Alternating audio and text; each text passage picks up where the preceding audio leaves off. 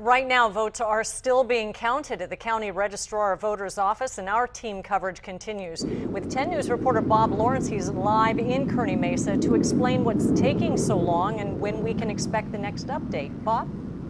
Kim, in truth, they're being sorted. They haven't quite been counted yet, and we'll tell you why here in just a minute. There's some 475,000 ballots that are still not have been counted as yet. Now, one of the reasons is simple, just the sheer volume. But there are more reasons than that. That's why patience is going to be needed.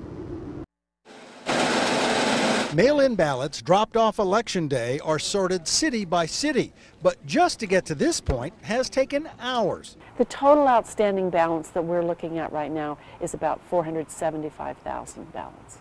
About half of those were sent in by mail ahead of time, but the long line to drop off ballots election night was a bit of a surprise. We were expecting anywhere between 100,000 and 200,000, but we had 275,000. Now keep in mind, this is just a sorting process. It's one of the few machines that are automated.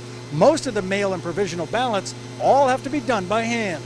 Each signature on the mail ballots, the ones in yellow, have to be checked by hand with the signatures on file. The pink-colored envelopes are provisional ballots, and they're provisional because there's just a question about it. Doesn't mean we don't count it. We do count really most of them, probably 95% of them are really counted, but we have to do the checking. Those ballots have to be checked individually and then cross-checked with the voter's registration via computer. These are the ballots that came from polling places, the last of which arrived at 11:15 election night. Those ballots were checked and then fed into the scanners for the vote tally. But checking the mail ballots that were dropped off and the provisional ballots, it's a much slower process. Every vote has to count, and every vote has to count only one time. So there's probably not a really good way that we have around all of this.